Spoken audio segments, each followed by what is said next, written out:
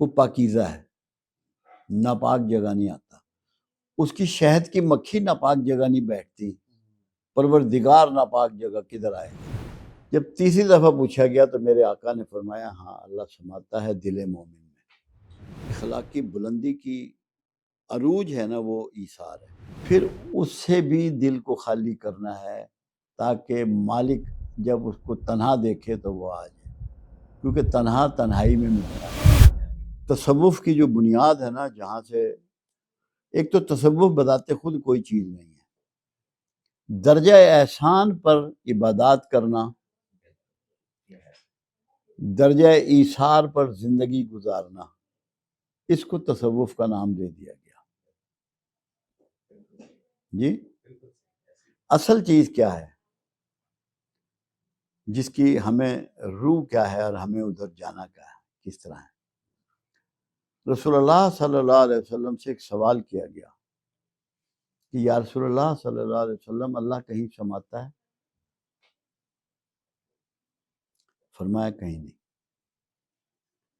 پھر پوچھا گیا کہ یا رسول اللہ صلی اللہ علیہ وسلم اللہ کہیں سماتا ہے؟ فرمایا کہیں نہیں۔ جب تیسری دفعہ پوچھا گیا تو میرے آقا نے فرمایا ہاں اللہ سماتا ہے دل مومن میں، دل مومن میں۔ اب اللہ کو اندر سمونا ہے، اللہ کو اندر ویلکم کرنا ہے، اللہ کو اندر بٹھانا ہے۔ اب اللہ جو ہے وہ پاکیزہ ہے، ناپاک جگہ نہیں آتا، اس کی شہد کی مکھی ناپاک جگہ نہیں بیٹھتی، پروردگار ناپاک جگہ کدھر آئے گا؟ اب دل کو پاک کرنا ہے، کس چیز سے پاک کرو گے؟ وہ قباحتیں جو شیطان نے اپنائیں ان سے اپنے دل کو پاک کرو گے۔ اس میں نیکی پہ گھمنڈ ہے، ویسے تکبر ہے، انسان کی دشمنی ہے، حسد ہے، غصہ ہے، جھوٹ ہے، دھوکہ دینا ہے، مالک کا باغی ہونا ہے۔ اس کو کہا کہ تو نے مجھے ورگلایا ہے، اللہ کو یہ کہنا کہ تو نے مجھے ورگلایا ہے، اور نفرت ہے۔ جب آپ ان چیزوں کو نکال دیں گے تو آپ کا دل پاکیزہ ہو جائے گا، آپ کا دل پاکیزہ ہو جائے گا۔ پہلا شعبہ یہ ہے، یہ تزکیے میں بھی آتا ہے، اور اس کے بغیر اللہ دلوں میں نہیں سماتا، یہ ایک شعبہ ہے۔ اس کے بعد اللہ یک و تنہا ہے۔ اب صفائی تو ہو گئی، پاک تو ہو گیا، امن، مگر وہاں پہ آپ کی اولاد کی محبت بیٹھی ہوئی ہے، مال کی محبت بیٹھی ہوئی ہے، کسی چاہت اپنی پہچان کی محبت بیٹھی ہوئی ہے کچھ، پھر اس سے بھی دل کو خالی کرنا ہے تاکہ مالک جب اس کو تنہا دیکھے تو وہ آ جائے، کیونکہ تنہا تنہائی میں ملتا ہے، تنہا تنہائی میں ہی ملتا ہے۔ تو ان دو چیزوں سے اپنے من کا خالی کرنا بنیادی تصوف ہے۔